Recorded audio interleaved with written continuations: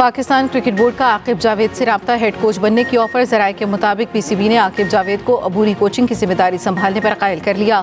दौरा जिम्बाब्वे और जनूबी अफ्रीका में फ़राइज़ निभाएंगे।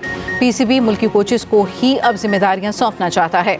दौरा ऑस्ट्रेलिया से कबल अचानक गैरी क्रिस्टन मुस्ताफ़ी हो गए थे। रेड बॉल कोच जेसन गिल्प्सी को आर्जी तौर पर काम सौंपा गया था। वहाब रियाज की फिर पीसीबी में एंट्री। डोमेस्टिक क्रिकेट के मामलात पर नजर रखेंगे।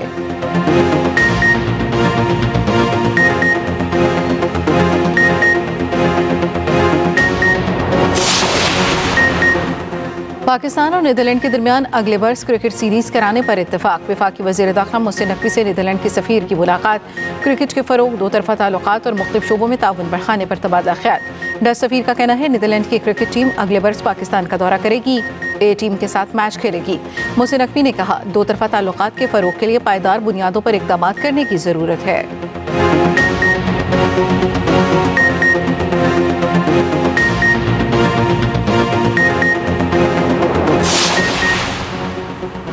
पंजाब में स्मॉग के साए छटना शुरू। फिजाई आलूदगी में कमी, शहरियों ने सुख का सांस दिया।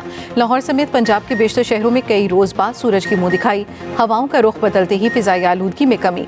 लाहौर का एयर क्वालिटी इंडेक्स 247 तक गिर गया। मुल्तान की सूरत हाल भी बेहतर, AQ लेवल 230 रिकॉर्ड। सीनियर वजीर पंजाब मरियम औरंगजेब का कहना है, हवाओं का रुख में तब्दीली और मस्तूई बारिश से स्मॉग में कमी आई।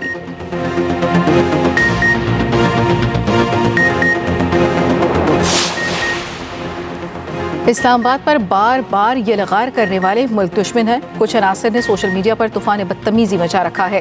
रहनुमा इस्तेहकाम में पाकिस्तान पार्टी ऑन चौधरी की न्यूज़ कॉन्फ्रेंस। कहा, सियासी इस्तेहकाम से ही मौशी इस्तेहकाम मुमकिन है। पायदार तरक्की के लिए मौशी पॉलिसियों का तसलसल नागुज़ीर है। पाकिस्तान की तरक्की और खुशहाली के लिए मिलकर काम करना होगा।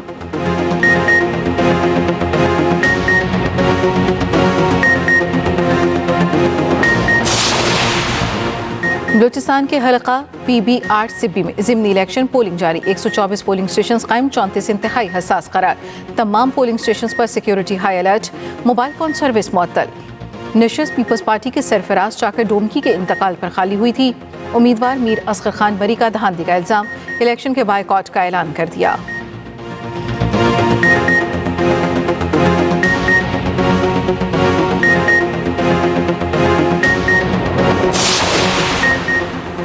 वज़ीर आला सिंध का शहर क़ायद की तज़ीन व आराइश का मनसूबा। तर्जुमान के मुताबिक अहम शाहराहों पर 25 बुसीदा इमारतों को तज़ीन व आराइश का काम मुकम्मल।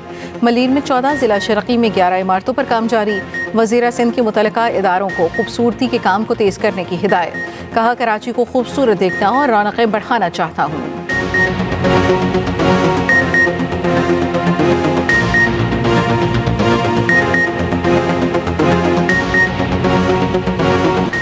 डस्का में ससुरालियों के हाथों बहू के बेईमाना कत्ल की तहकीकात का दायरा वसी। मज़ीद 4 अफराद ज़ेर हिरासत। मरकजी मुलजिमा की बेटी सबा, उसका बेटा आज़ान और शबीर शामिल। गिरफ्तार मुलजिमों की तादाद 8 हो गई। FIR में मज़ीद दफ़ात शामिल। दफ़ा 302, 346, 201, 147, 149 शामिल। पुलिस के मुताबिक मकतूला ज़ारा के बच्चे को नाना के हवाले कर दिया गया।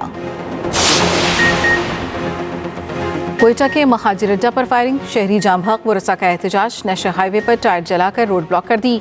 कोयटा DI खान शारा पर ट्रैफिक मुअत्तल।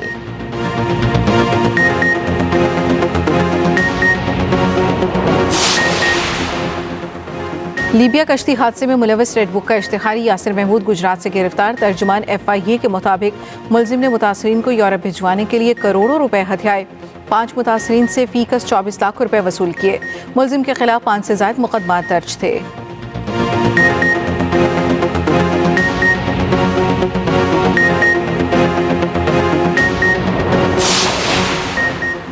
नगर से गिलगित जाने वाली वैन खाई में गिर गई। एक शख्स जाम हक, खवातीन और बच्चों समेत 12 अफराद जख्मी।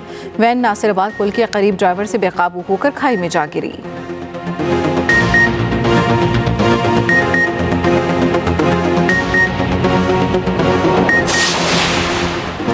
हसन अब्दाल में बाबा गुरु नानक के 555वें जन्मदिन की तकरीबात शुरू। भारत से आए 2500 सिख यात्री गुरुद्वारा पंजा साहब पहुंच गए। सिख यात्रियों को सख्त सिक्योरिटी में हसन अब्दाल पहुंचाया गया।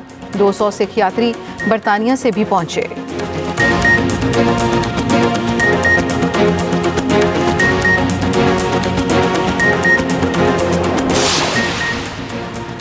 और गजा लेबनान में जंग इसराइली वज़ीर आज़म के घर तक पहुंच गई।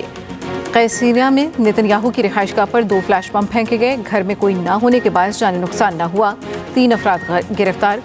गजा में इसराइली जारी मजीद 51 फलस्तीनी शहीद। शुमाली गजा में हमास के साथ झड़पें, 1 और इसराइली फौजी हलाक। लेबनान में 24 घंटे के दौरान 124 हमले। नबातिया में बमबारी से मजीद 7 लेबनानी शहरी शहीद। हिजबुल्लाह की जवाबी कार्रवाइयाँ, इसराइल पर 80 रॉकेट फायर किए।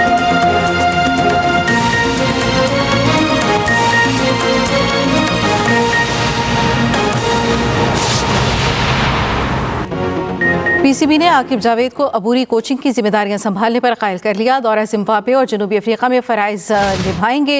इब्तदाई इनकार के बाद आकिब जावेद आमादा हो गए। इसी बारे में मजीद बात करेंगे स्पोर्ट्स एडिटर रोजनामा एक्सप्रेस सलीम खालिक साहब से। कितना अच्छा फैसला है सलीम खालिक साहब ये? जी, आकिब जावेद को ऑस्ट्रेलिया जाने से पहले भी ऑफर की गई थी, लेकिन उस वक्त उनको थोड़ी सी खदशात थे। उन्होंने कहा मैं इस रोल में पता नहीं कामयाब रहूं, क्योंकि एज अ सेलेक्टर भी काम कर रहा हूं, तो उन्होंने इनकार कर दिया था। लेकिन अब चूंकि पाकिस्तान को जरूरत है, जेसन गिलेस्पी से बात हुई थी सिर्फ ऑस्ट्रेलिया टूर के लिए पूरी कोचिंग की, वो मान गए थे। लेकिन अब आगे जिम्बाब्वे और साउथ अफ्रीका में वाइट बॉल में वो कोचिंग करना नहीं चाहते। तो एक पाकिस्तान क्रिकेट बोर्ड को जरूरत थी, और पाकिस्तान में ये ट्रेंड है कि जो बंदा किसी एक काम में भी अच्छा होता है, फिर उसको सब काम को सौंपने की कोशिश होती है। तो आकिब एक एज अ सेलेक्टर क्लिक कर गए, तो अब उनको यहाँ पे भी लाने की बात हुई। तो पीसीबी काफी अरसे से हमसे कह रहा था, लेकिन अब उन्होंने आमादगी कर दी है। और एक तरह से ये फैसला दुरुस्त हुआ है कि वो पहले लाहौर कलंदर की यूएई वगैरह में कोचिंग कर चुके हैं, तो प्लेयर्स भी जो है उनको जानते हैं, तो कामयाब हो सकते हैं। लेकिन जो इसमें माइनस पॉइंट है वो ये है कि वो एज अ सेलेक्टर भी काम कर रहे हैं। प्लेयर्स जो बात सेलेक्टर से छुपाना चाहते हैं वो कोच से कर लेते हैं। यहाँ जब कोच और सेलेक्टर एक ही बंदा होगा तो वो डरेंगे कि भाई हमने अपनी कोई वीकनेस या कुछ और बता दिया तो ये ना हो हम अगली सीरीज में ड्रॉप ही हो जाए। फिर आकिब खुद बहुत बड़े क्रिटिक रहे थे इस चीज के। मिसबा जब 2 जिम्मेदारियां संभाली थी, सबसे बड़े क्रिटिक उनके आकिब जावेद ही थे कि ये क्या तरीका है कि भाई इसको हेड कोच भी बना दिया, सेलेक्टर भी बना दिया। लेकिन अब आकिब खुद वो जिम्मेदारी कबूल कर रहे हैं। जो उनके करीबी जराए कहते हैं कि इसकी वजह ये है कि मिसबा को तजुर्बा नहीं था कोचिंग का, लेकिन आकिब को तजुर्बा है 20 साल का, तो वो अगर आएंगे तो कामयाब साबित हो सकते हैं इसमें। तो ये वक्त बताएगा कि कितने वो कामयाब रहते हैं। अभी जिम्बाब्वे की हद तक तो वो आसान सीरीज है, और जो सिलेक्शन हुई है वो यंगस्टर्स को ही रखा गया ज्यादातर। आगे साउथ अफ्रीका का जो टूर है वो जरा मुश्किल है, वहां पर कंडीशंस भी टफ होंगी। वहाँ असल सलाहियतों का इनकी इम्तिहान होगा आकिब का, क्योंकि अब उन्होंने ये जिम्मेदारी कबूल की है तो उनको अपने आप को साबित भी करना होगा। जैसे क्रिकेट टीम में आपने देखा होगा कि एक बंदा टेस्ट में अच्छा परफॉर्म करता है तो उसको वनडे में और T20 में भी खिला लेते हैं। अब इधर कोचिंग में भी ऐसा होने लगा है कि एक सिलेक्शन में उन्होंने अच्छा काम किया तो उनको सेलेक्टर भी बना दिया, कल को कोई और ओहदा भी मिल जाएगा। लेकिन देखते हैं कि किस तरह से वो कामयाब रहते हैं। पास्ट रिकॉर्ड के मुताबिक वो हो सकता है कि कामयाब भी साबित हो सकता है। स्पोर्ट्स एडिटर रोजनामा एक्सप्रेस सलीम खालिक साहब, बहुत शुक्रिया।